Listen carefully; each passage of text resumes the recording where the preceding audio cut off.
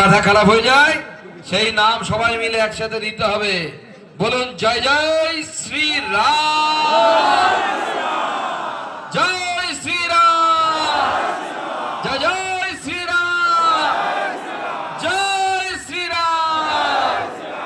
বন্ধুগণ, আজকে আমাদের দক্ষিণ এই নদিয়া উত্তর বিধানসভার কৃষ্ণনগর উত্তর বিধানসভার এই যে সংকল্প সভা, এই সংকল্প সভায় আজকে আমরা সকলে এখানে উপস্থিত হয়েছি। আমরা যারা উপস্থিত হয়েছি তারা এখানে ভাবছেন যে সুকান্ত দা কি বলবেন। সুকান্ত দা আপনাদের সামনে এই সংকল্প সভায় আমাদের আগামী দিনে কি করণীয় সেই বিষয়টি নিয়ে আপনাদের সামনে দু চারটি কথা আমি রাখতে চাই।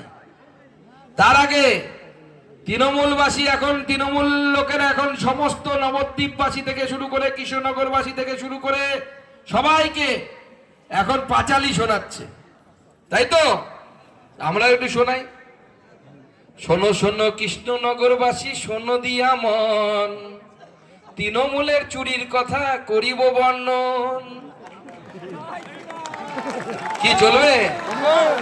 শোনো শোনো কৃষ্ণনগরবাসী, শোনো দিয়া মন, তৃণমূলের চুরির কথা করিব বর্ণন। গরু চোর রুকবানুর কহে রেগে রেগে, চেনেন তো রুকবানুরকে? গরু চোর রুকবানুর কহে রেগে রেগে, মানিক বেটা চুরি করে দাম হেকে হেকে। ঠিক তো? সে বেটা জেলে গেছিল, আমি তো শুনে আজকে অবাক হয়ে গেলাম। জেল থেকে বেরিয়ে আসার পরও নাকি চুরি ছাড়েনি। এখন নাকি বিএড কলেজগুলো থেকে বছরে 5 লক্ষ টাকা করে নাকি নিচ্ছে, বিএড কলেজ আর ডিএড কলেজগুলো থেকে। আর তার এক তোলাবাজ আছে কোনো কাউন্সিলর, সেই কাউন্সিলর সমস্ত বিএড কলেজ এদের কাছ থেকে টাকা নেয়। তো শোনো শোনো কৃষ্ণনগরবাসী, শোনো দিয়া মন, তৃণমূলের চুরির কথা করিব বর্ণন। গরু চোর রুকবানুর কহে রেগে রেগে, মানিক বেটা চুরি করে দাম হেকে হেকে। মহুয়া দেবীর 4%-এ পেট নাহি ভরে, মহুয়া দেবীর 4%-এ, ও 4%-এর কথা বলে তো 4% নেবে, 4%-এ পেট নেহি ভরে, সেই দুঃখে উজ্জ্বলকে গালাগাল করে। আজকে এই পাঁচালি এটুকুই থাক। ওরা যে পাঁচালি শোনাচ্ছে, চোরের পাঁচালি, সেই পাঁচালির পরিপ্রেক্ষিতে ভারতীয় জনতা পার্টির পাঁচালি আমি যেখানে যেখানে যাব সেখানে সেখানে ওদেরকে শোনাবো। মঞ্চে আমাদের সভাপতি অর্জুন বিশ্বাস উপস্থিত আছেন আমাদের সুপ্রভাত বিশ্বাস, বহু পুরনো নেতা, আমাদের এক্স ডিস্ট্রিক্ট প্রেসিডেন্ট। উপস্থিত আছেন মন্টু ঘোষ, এছাড়া লোকসভা কনভেনার সুকুমার চাকি, জিএসরা আপনারা চেনেন সবাইকে, সৈকত সহ, সৈকত, হিরণময়ী, সপ্তর্ষি এবং উৎপল। সবাই একবার দাঁড়িয়ে যাবেন জিএস যারা আছেন। হিরণময়ী দাঁড়ায়নি, তাই না? ও সরি, হিরণময়, ওকে, ঠিক আছে। এছাড়া আনন্দ মন্ডল, আমাদের মন্ডল প্রেসিডেন্ট আনন্দ মন্ডল, দেবাশিস বিশ্বাস, বাপি শীল আর দীপঙ্কর মন্ডল আছে। মন্ডল সভাপতিরা কোথায় গেল? একজনকে পাওয়া যাচ্ছে, এটা স্থানীয় মন্ডল, তাই তো? অন্যান্য সকল নেতৃত্বকে একবার জোরে হাততালি দিয়ে বরণ করে নেবেন। আর এই নদিয়ায় এলে এই যে ব্যক্তিটির কথা আমাদেরকে প্রত্যেকবার স্মরণ করতে হয়, তার নামটা স্মরণ করে, তিনি এখন আমাদের মাঝে নেই, আমাদের শ্রদ্ধেয় জুলু বাবু, সত্যব্রত বাবু, যিনি এখান থেকে সাংসদ ছিলেন, মন্ত্রী ছিলেন। তাকে আমি স্মরণ করি এবং তার চরণে, পিছনে চলে যাও, দরকার নেই, তার চরণে আমার শতকোটি প্রণাম জানাই, যিনি ভারতীয় জনতা পার্টিকে এখানে শক্ত ভিতের উপর দাঁড় করিয়েছিলেন। আজকে যে জেলা সত্যব্রত বাবুর মতো সাংসদের জন্য সবার কাছে পরিচিত ছিল, আজকে সেই জেলার সাংসদ কখনো পাসওয়ার্ড বলে দেয় লোককে, স্নো পাউডার পাবে বলে, লিপস্টিক পাবে বলে, কখনো কি সব বেগুন বেগুন কি সব বলে। এখন তো সবাই দিল্লিতে ওকে বেগুন ম্যাডাম বলে ডাকছে, কেউ বলছে বেগুন ম্যাডাম, কেউ বলছে বেগুনি ম্যাডাম। তো এবার যে ম্যাডাম হওয়ার ইচ্ছে হন, কোনো অসুবিধা নেই। কিন্তু আমার যেটা মনে হয়, আগামী দিনে ভারতীয় জনতা পার্টির সরকার পশ্চিমবঙ্গে গঠন করার জন্য আমরা এখানে সংকল্প সভা করছি, পশ্চিমবঙ্গের বিভিন্ন স্থানে সংকল্প সভা করছি। এবার প্রশ্ন হচ্ছে বন্ধুগণ, কেন ভারতীয় জনতা পার্টির সরকার দরকার? ভারতীয় জনতা পার্টি সরকারের জন্য বিজেপি এত চেষ্টা করছে কেন? বিজেপির তো গোটা দেশে অনেকগুলো রাজ্যে সরকার আছে, একটা রাজ্যে সরকার না এলো তো কি এমন হলো? আমরা বলছি সেই জন্য বন্ধুগণ, আমাদের জন্য এই নির্বাচন অন্যান্য রাজ্যের নির্বাচনের মতো নির্বাচন নয়, যেখানে একজন কাউকে মুখ্যমন্ত্রী বানানোর জন্য নির্বাচন হয়। ভারতীয় জনতা পার্টির জন্য পশ্চিমবঙ্গের নির্বাচন, মনে রাখবেন, আমাদের মাটি, ঘটি, বাড়ি এবং মেয়ের ইজ্জত বাঁচানোর নির্বাচন। সেই জন্য ভারতীয় জনতা পার্টি সংকল্প সভা করছে, সেই জন্য ভারতীয় জনতা পার্টি সংকল্প সভা করছে। না হলে কি হবে জানেন? আজকে সকাল থেকে তাণ্ডব চলছে NH 34-এর উপরে। বেলডাঙ্গা বলে মুর্শিদাবাদের একটি জায়গা আছে, জানেন তো? সেই বেলডাঙ্গাতে ঝাড়খণ্ডে একটি ছেলে, মুসলিম ছেলে, কাজ করতে গেছিল। আমরা তো জানি এই রাজ্যে কাজ নেই, বিভিন্ন জায়গায় গিয়ে কাজ করে বেড়াতে হয়। আজকে সেই ছেলেটি ঝাড়খণ্ডে মারা গেছে। ওর পরিবার, গ্রামের লোক বলছে অস্বাভাবিক মৃত্যু, তার বডি গাছের ডালে ঝুলতে দেখা গেছে। ঝাড়খণ্ডে কার সরকার আছে? হেমন্ত সোরেন তার মুখ্যমন্ত্রী। পার্টির নাম ঝাড়খণ্ড মুক্তি মোর্চা। বিজেপি সরকার আছে কি? নেই, ওখানে বিজেপির সরকার। ইন্ডি গঠবন্ধনের সরকার, যে ইন্ডি গঠবন্ধনের মালিক, অন্যতম মালিক হচ্ছে মমতা বন্দ্যোপাধ্যায়।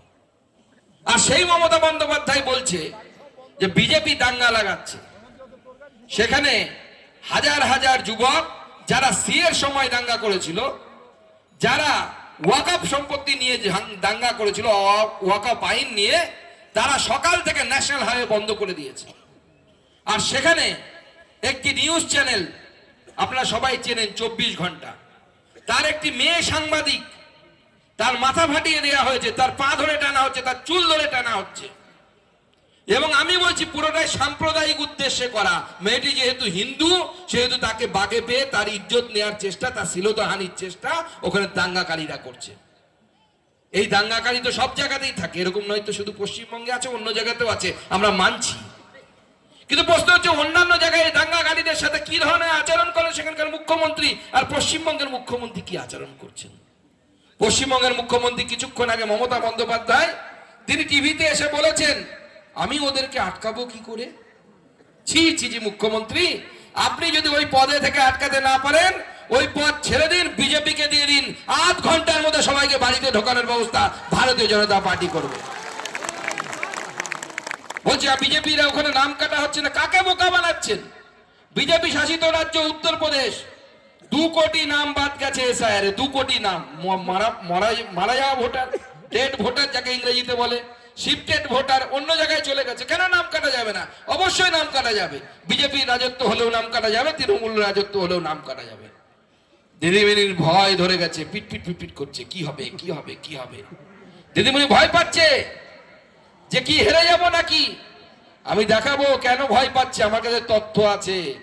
আপনারা তেহট্টে যত ভোটে হেরেছিলেন, 5000 সামথিং, প্রায় 6000-এর মতো ভোটে হেরেছিলেন না গতবার তেহট্টে? তো গতবার তেহট্টে যে ভোটে হেরেছিলেন, তার থেকে বেশি ভোটারের নাম ওখান থেকে কাটা চলে গেছে। তাই দিদিমণি ভয় পাচ্ছে যে এবার তেরা ক্যা হোগা কালিয়া, কি হবে? হরি হে দিন তো গেল, সন্ধ্যা হলো, পার করো আমারে।